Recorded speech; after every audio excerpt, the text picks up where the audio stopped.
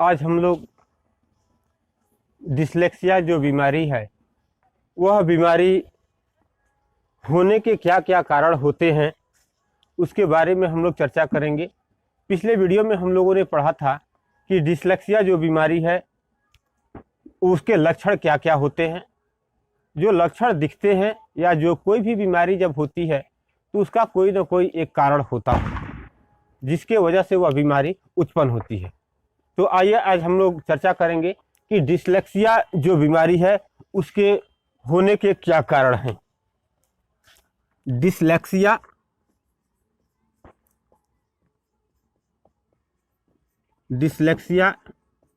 के कारण। आज डिसलेक्सिया के कारण के बारे में हम लोग चर्चा करेंगे कि डिसलेक्सिया जो बीमारी है वह किस वजह से होती है। एक तो बात निकल कर के आती है कि तंत्रिका तंत्र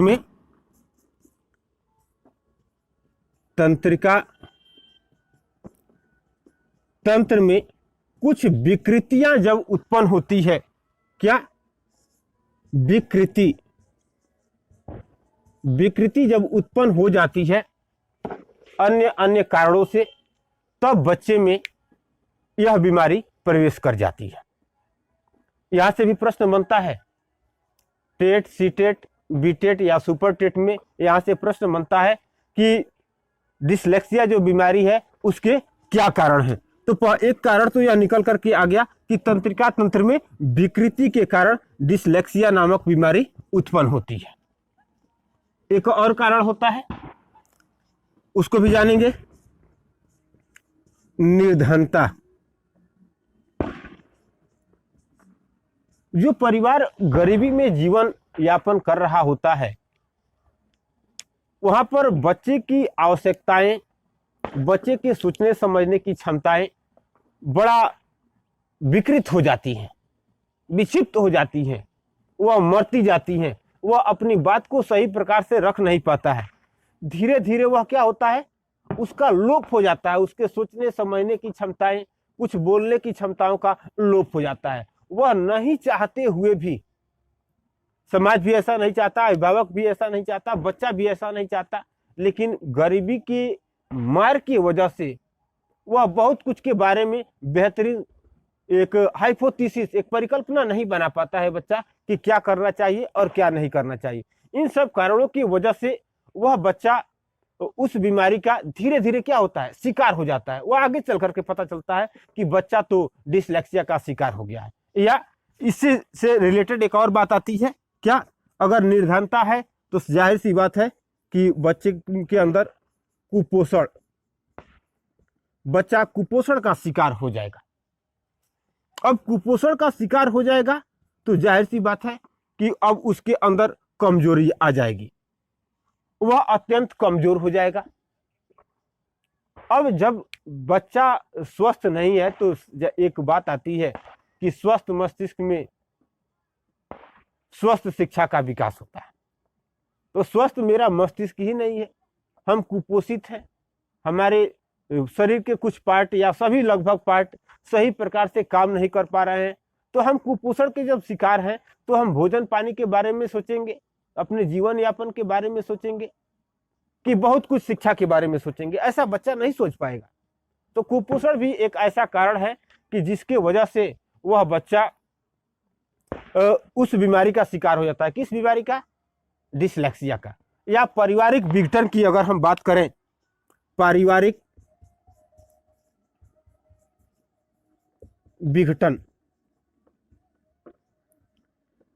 विघटन भी एक ऐसा कारक है जो बच्चे को डिसलेक्सिया की बीमारी की तरफ लेकर के चला जाता है।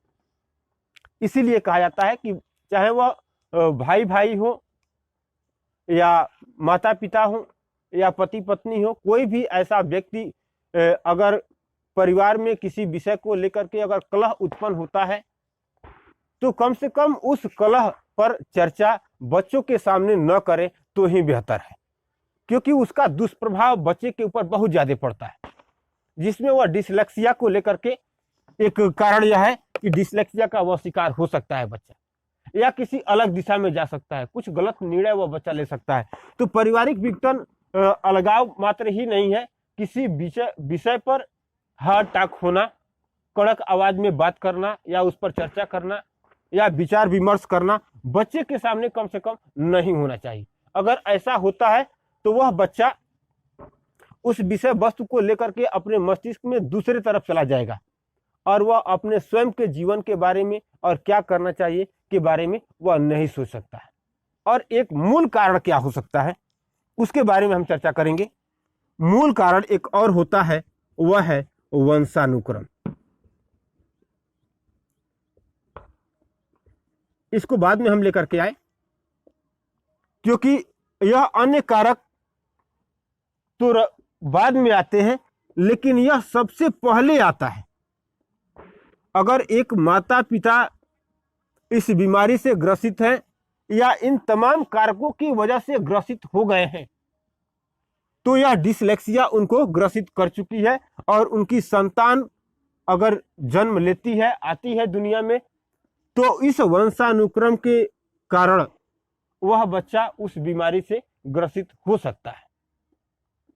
ऐसा फैक्ट है कि अगर माता पिता उस बीमारी से ग्रसित है तो वह वंशानुक्रम से एक पीढ़ी से दूसरी पीढ़ी में हस्तांतरित होता जाता है।